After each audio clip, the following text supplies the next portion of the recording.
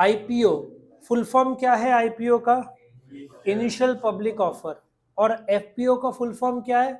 Further public offer. मैं दो example लूंगा, एक एग्जांपल लूंगा मैं सुला का आईपीओ, दूसरा एग्जांपल लूंगा मैं रुचि सोया इंडस्ट्रीज। ठीक है, तो पहले तो हम आईपीओ समझते हैं कंसेप्ट क्या है। नाउ सुला का एग्जांपल लेते हैं। पहले it was a private limited company. Private limited company क्या होता है? जिसके शेयर्स पब्लिक में नहीं है। तो जो सुला विनेयर्स का एग्जांपल मैं ले रहा हूं, it was a private limited company.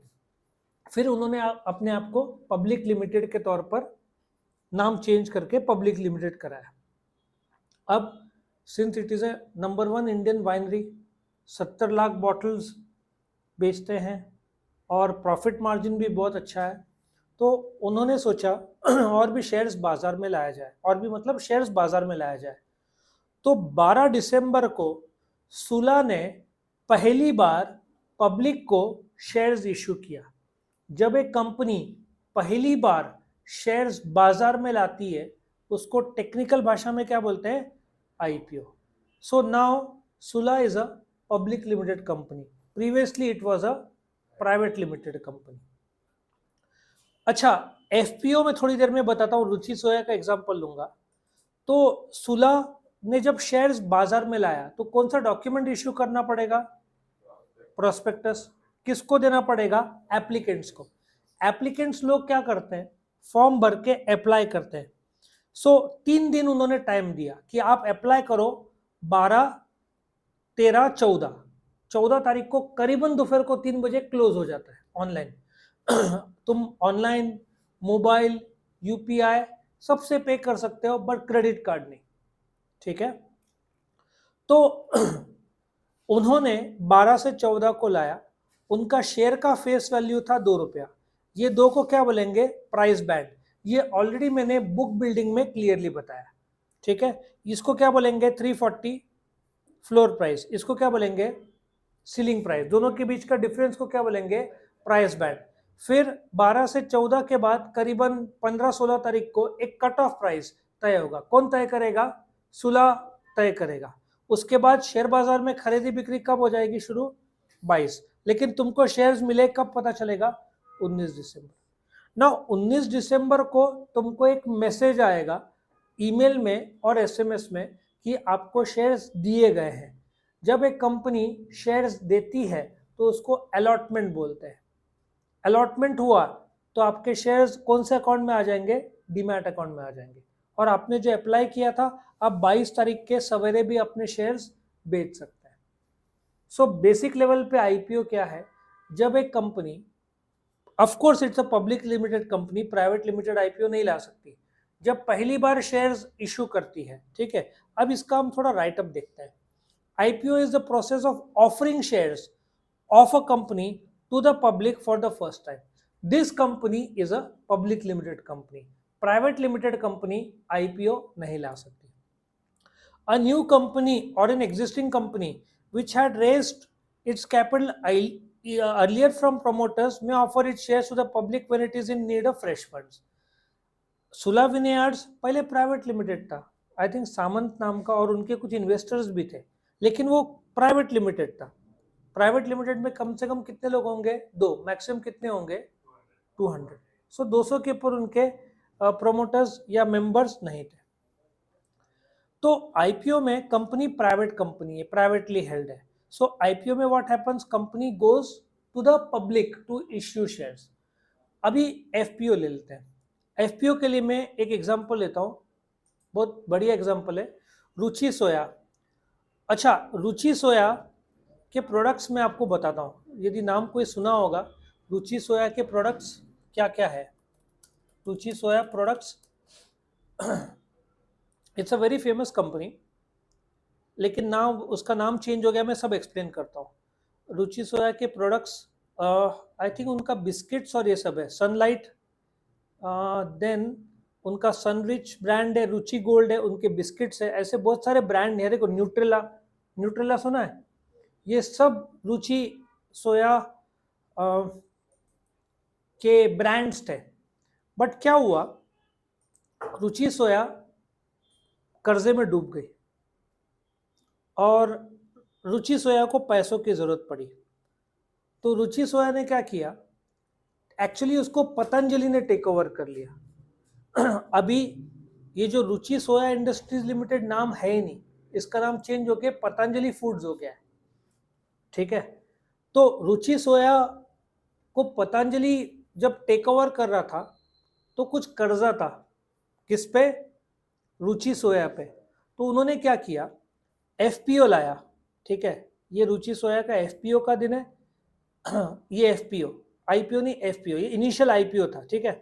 तो उन्होंने ये लाया, एफपीओ लाया, फर्दर 4,500 करोड़ का लाया, और वो पैसा मिलना तो चाहिए था पतंजलि को, क्योंकि पतंजलि ने खरीदा हुआ है, लेकिन वो पूरा 4,500 करोड़ इन्होंने कर्जा देने में लगा दिया, और फिर पतंजलि ने टेक ओवर कर दिया रुचि सोया को, और Ruchi Soya is now known as Patanjali Foods. तो इसका अस्तित्व एज अ कंपनी नहीं रहा, पतंजलि ब्रांड के अंदर आ गया अभी। सॉरी, पतंजलि बाबा रामदेव के द्वारा शुरुआत की हुई कंपनी है।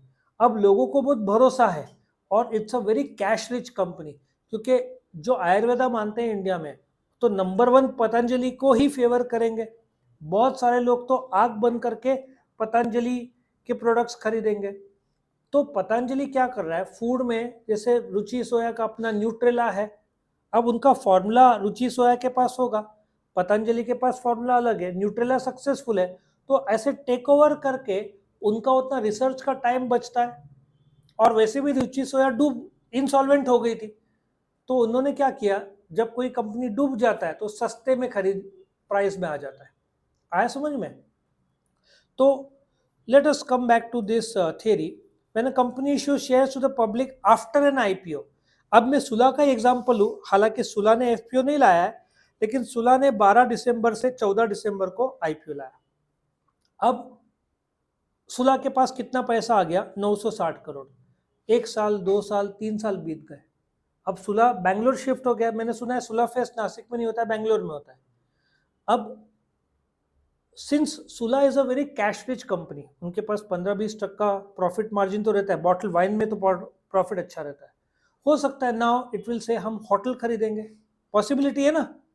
अब तुमको अच्छे 5 star hotel will cost you crores of rupees, 2 साल बाद उनको और सपोजिटली 1000 करोड़ की जरूरत पड़ती है, उनके पास 200 करोड़ है, तो चलो 800 करोड़ लग रहा है, तो वो और एक इश्यू ला सकते हैं दैट, बट उसको आईपीओ नहीं बोलेंगे, क्योंकि सुला ने तो ऑलरेडी आईपीओ ले चुके हैं, तो उस समय का आईपीओ को क्या बोला जाएगा, एफपीओ बोला जाएगा।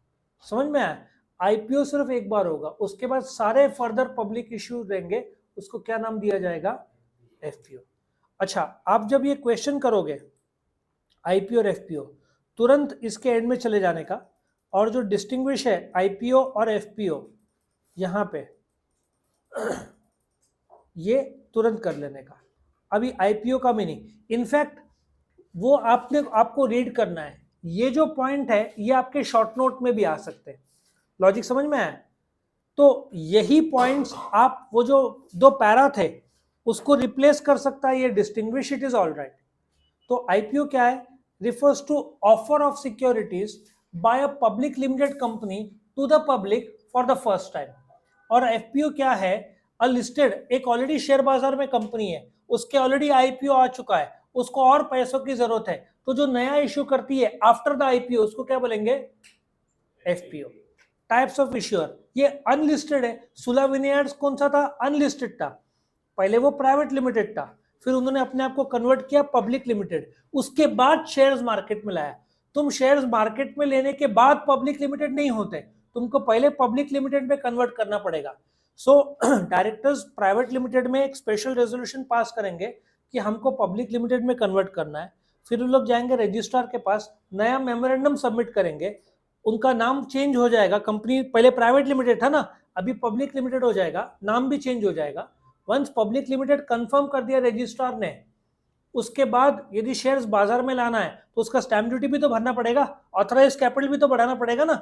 सो ऑथराइज कैपिटल बढ़ाओ, स्टैम्प ड्यूटी भरो, अब तुम तैयार हो शेयर बाजार में लाने के लिए। जो तुम बाजार में लाओगे उसको क्या बोलेंगे, आईपीओ। अनलिस्टेड किसको बोलते हैं? जो शेयर बाजार में नहीं है। आप बॉम्बे स्टॉक एक्सचेंज में करीबन 7-7.5 लिस्टेड कंपनीज है, इंडिया में 12 लाख कंपनीज है। सो जो भी 7,000 कंपनीज है वो सारे लिस्टेड है, ठीक है। लेकिन जब आईपीओ कंपनी, जब सुला ने आईपीओ लाया 12 दिसंबर 2022, 12 दिसंबर से पहले वो लिस्टेड था ही नहीं, एक्चुअली 12 भी नहीं। मैं आपको बताता हूं कौन से तारीख को लिस्ट हुआ, 22। सो 22 दिसंबर से के पहले सुला के शेयर्स स्टॉक एक्सचेंज में खरीदी बिक्री होते ही नहीं थे। लिस्टिंग मतलब जिस तारीख को शेयर्स का खरीदी बिक्री हुआ उसको क्या बोलते हैं? Listing. So it is unlisted, और ये तो लिस्टेड रहता है FPO. When issued existing company, इधर प्राइवेट और पब्लिक, प्राइवेट को तो कन्वर्ट करना पड़ेगा इनटू पब्लिक, प्राइवेट है तो पब्लिक में करा लो, पब्लिक है तो और पैसा चाहिए तो तुमको आईपीओ के जरिए तुम ले सकते हो। और एफपीओ क्या है? लिस्टेड पब्लिक कंपनी, जिसको फर्दर कैपिटल चाहिए तो वो एफपीओ कर सकता है। रिलायंस इंडस्ट्रीज लिमिटेड को भी बीच में पैसों की जरूरत पड़ी थी, तो उन्होंने 2 साल पहले एफपीओ के जरिए एक कंसेप्ट है राइट शेयर, वो अलग से वीडियो में बताऊंगा, राइट शेयर्स के थ्रू पैसे जमा किए थे, वो भी एक एफपीओ था। ऑर्डर ऑफ इश्यू, पहले क्या आएगा? आईपीओ आएगा क्या एफपीओ आएगा? आईपीओ। बाद में क्या आएगा? एफपीओ। और एफपीओ के बाद में क्या आएगा? एफपीओ ही होगा वो, आईपीओ फिर कभी नहीं होगा अनलेस तुम नया कंपनी फॉर्म करते हैं तो। लिस्टिंग, आईपीओ कंपनी को लिस्ट कराना पड़ेगा, तुम्हारे सामने 12 से 14 को आईपीओ आया, लिस्ट कब हुआ? आईपीओ के बाद लिस्टिंग होता है, एफपीओ के बाद लिस्टिंग नहीं होता क्योंकि वो ऑलरेडी लिस्टेड कंपनी है। रिस्क, आईपीओ में रिस्क है, पैसा मिलेगा नहीं मिलेगा। एफपीओ में तुम्हारा नाम बन चुका है, सुधा के शेयर्स बिक रहे हैं, पतंजलि के शेयर्स बिक रहे हैं, रिलायंस के शेयर्स बिक रहे हैं, इनको और पैसा चाहिए, ऑलरेडी ब्रांड है इनका, तो इनको आसानी से एफपीओ में मिल जाता है। आईपीओ में मैं एक लिस्ट देता हूँ। अभी दिक्कत यह है, ये देखो एक लिस्ट है जो आईपीओ का, मुझे लगता है मेरे पास एक लिस्ट है जो आईपीओ, देखो Tridhya tech limited, Pentagon rubber, I think मैंने इसमें एक का भी नाम सुना नहीं है, कॉस्मिक सीआरएफ आईपीओ, ये सब आईपीओ है। इसमें रिस्क इसलिए है कि इनको आईक्यू लिमिटेड, हम इनको शायद जानते ही नहीं है नाम, तो पब्लिक शेयर्स का पैसा देगी कि नहीं गारंटी नहीं रहता, तो इसलिए आईपीओ में रिस्क ज्यादा रहता है। एफपीओ में ब्रांड बना हुआ रहता है तो पैसा मिल जाता है। आया समझ में? तो ये डिस्टिंग्विश था आईपीओ और एफपीओ में। कौन सा डॉक्यूमेंट लाती है? प्रोस्पेक्टस। तो यहाँ पे आईपीओ और एफपीओ खत्म होता है।